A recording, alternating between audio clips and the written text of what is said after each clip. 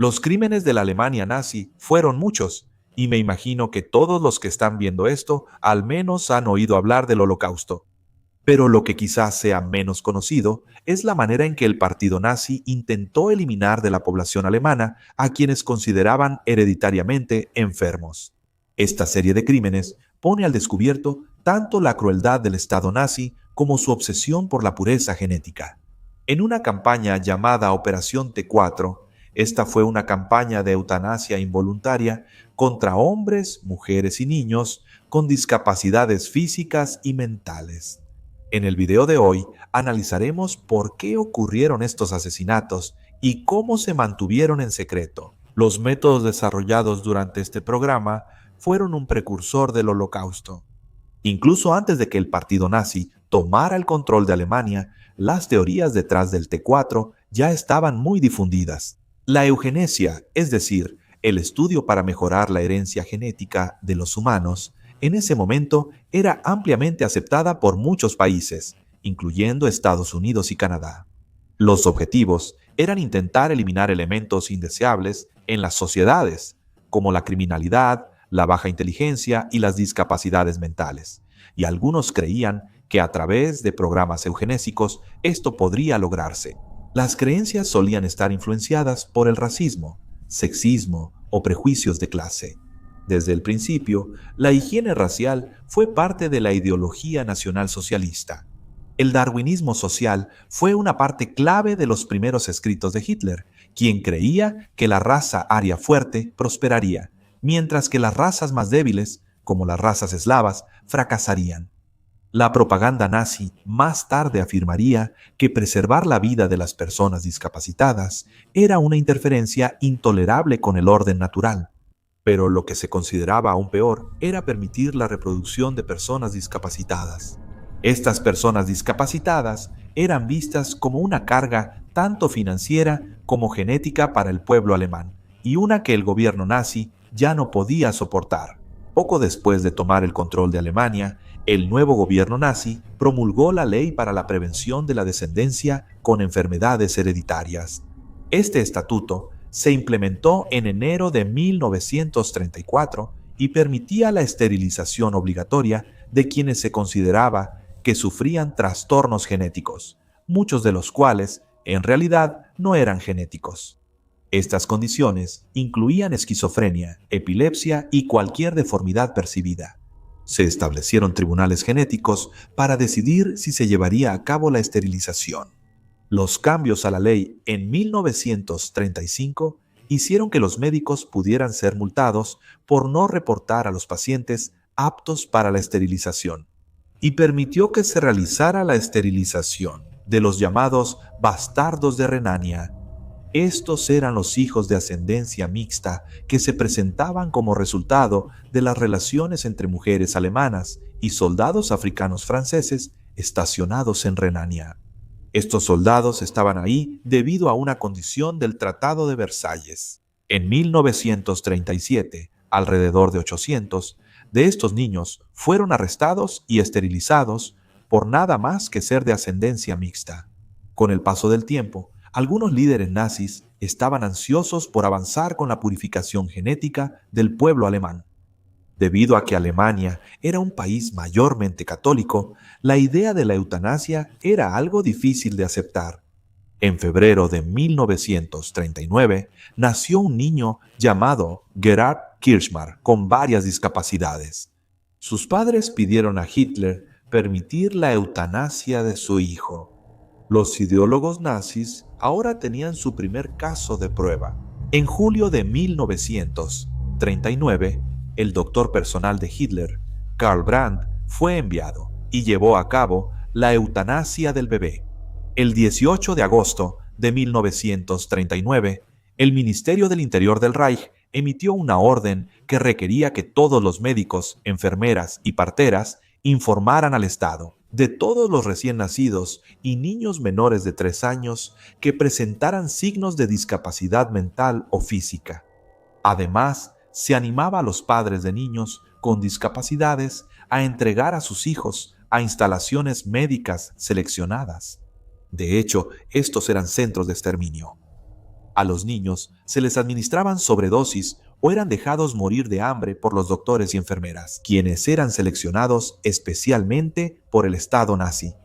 Los elegidos a menudo creían en la necesidad de la purificación genética del pueblo alemán. Tras el inicio de los asesinatos, 6 instalaciones médicas fueron designadas como centros de exterminio. Se tomaron medidas para expandir el programa de eutanasia involuntaria a gran escala para personas de todas las edades.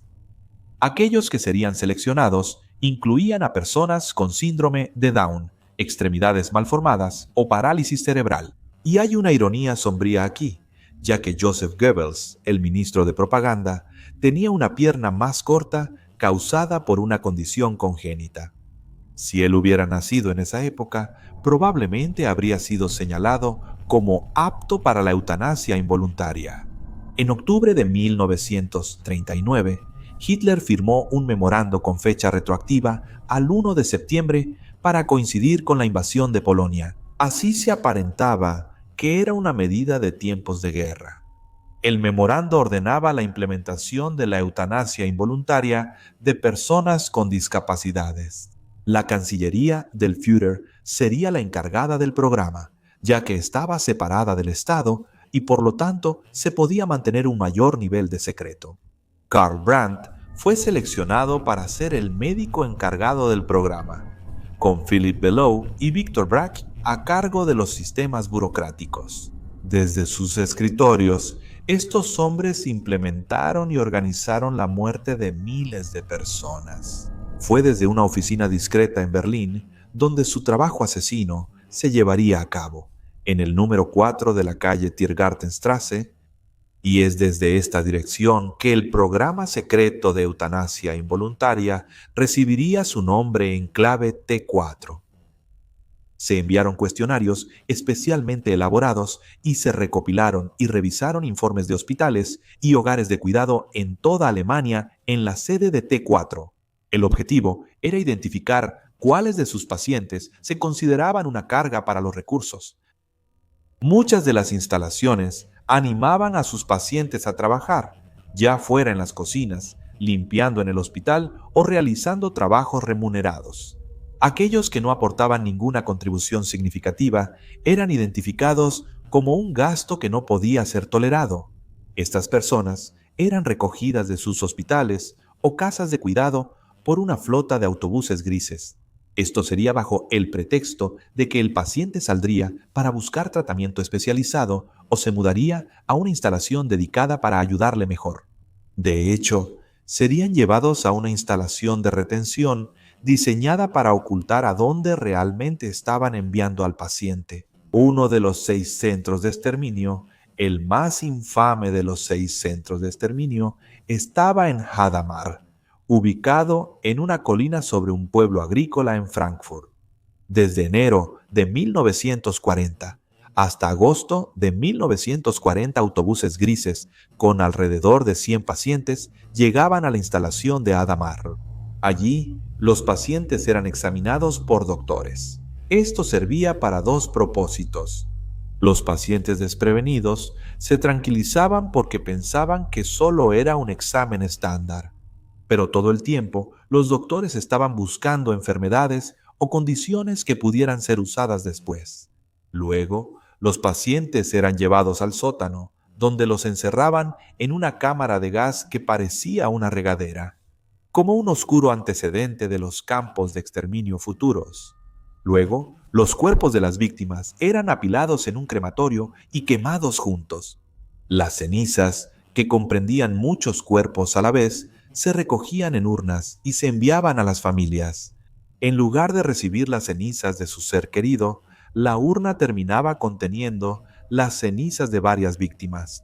Junto con la urna, se enviaban certificados de defunción falsificados que daban razones falsas para la muerte. Estas razones se identificaban durante el examen inicial en un intento de presentar una apariencia de plausibilidad. Entre 1939 y agosto de 1941, se estima que 70,000 personas fueron asesinadas de esta manera. No pasó mucho tiempo desde el inicio del programa para que la gente comenzara a sospechar. En el caso de Adamar, el humo del crematorio estaba siempre presente, al igual que el olor a carne quemada, fácilmente reconocido por los agricultores cercanos. Debido a errores administrativos, algunos certificados de defunción se enviaron con razones obviamente imposibles de muerte, como un adolescente que moría de vejez o muerte por apendicitis cuando el apéndice ya había sido removido anteriormente.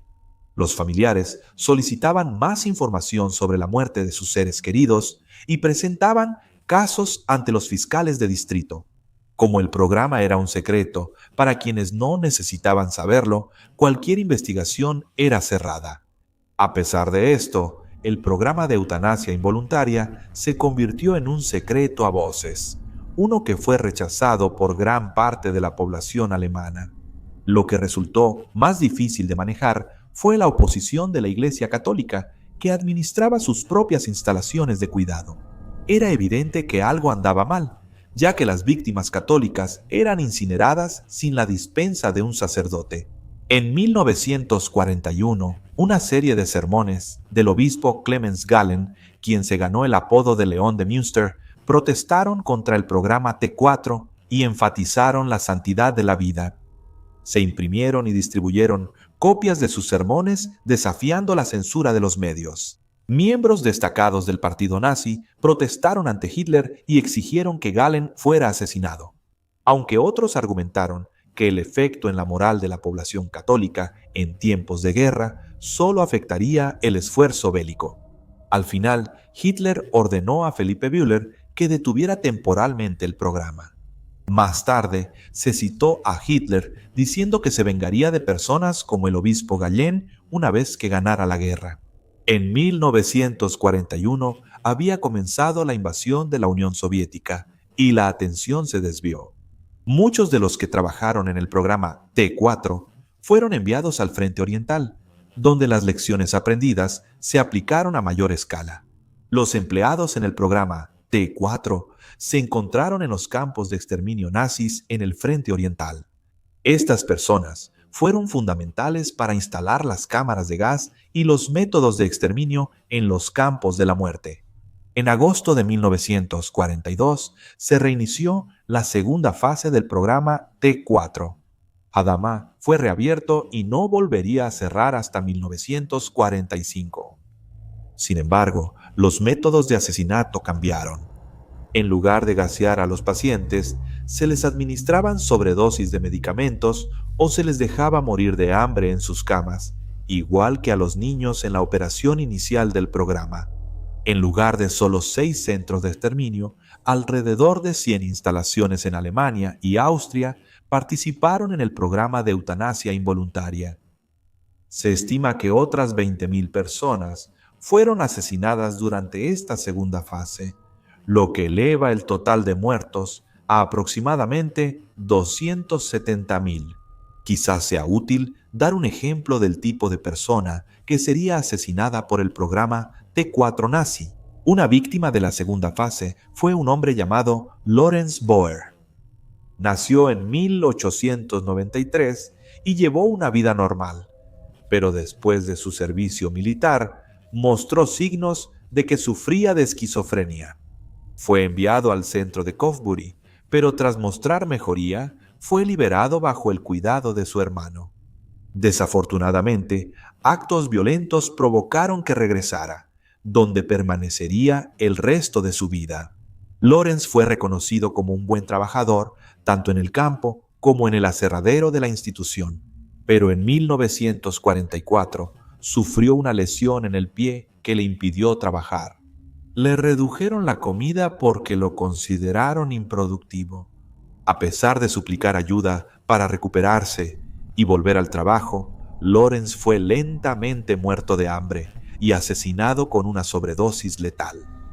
El ejemplo de Lorenz muestra que, para la segunda etapa, la eutanasia involuntaria ya era una parte arraigada del tratamiento médico ofrecido a estas personas. También nos muestra el valor que se le daba a quienes podían trabajar en cualquier capacidad, pero en el momento en que te volvías incapaz, se te consideraba inútil y entonces se consideraba aceptable asesinarte. El programa T4 solo puede verse como una masacre hacia las personas más vulnerables de la sociedad.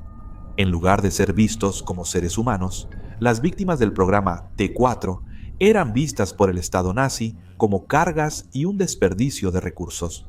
No importaba si eran ancianos que sufrían enfermedades degenerativas o bebés considerados genéticamente indeseables, todos eran tratados con desprecio. La deshumanización de los más vulnerables se justificaba porque se consideraba que estaba limpiando el acervo genético alemán. Aunque la propaganda que justificaba estos crímenes era generalizada, había muchos ciudadanos comunes en Alemania que se oponían al programa. Ejemplos notables fueron el obispo Gallen, cuyos sermones inspiraron más actos de resistencia, como el movimiento Rosa Blanca, un tema que abordaremos en otro video. Desafortunadamente, los nazis aprendieron muchas lecciones de su asesinato de aquellos que estaban bajo su cuidado. Estas lecciones se aplicaron a una escala mayor. Karl Brandt enfrentaría la justicia por sus crímenes en los juicios de Nuremberg. Fue declarado culpable y ahorcado, indignado porque decía que no había hecho nada malo. Felipe Belur y su esposa fueron capturados por soldados estadounidenses en 1945. Ambos se suicidaron antes de enfrentar el juicio. En su juicio de Nuremberg, Víctor Brack negó su papel en el Holocausto e insistió en que fue un acto de misericordia para quienes murieron en el programa T4. Brach fue declarado culpable y ahorcado en 1948. Recomendaría a quienes deseen investigar más sobre este periodo de la historia que lean las obras de Patricia Herbera Reis. Sus escritos catalogan las historias individuales de las víctimas. No debemos olvidar a quienes fueron asesinados en la búsqueda de la pureza racial y genética. Es importante recordar que las víctimas del régimen nazi fueron variadas y muchas, pero a menudo compartían una característica: ser capaces de ser convertidas en chivos expiatorios y deshumanizadas. Aunque se describía como eutanasia, el programa T4 solo puede llamarse asesinato.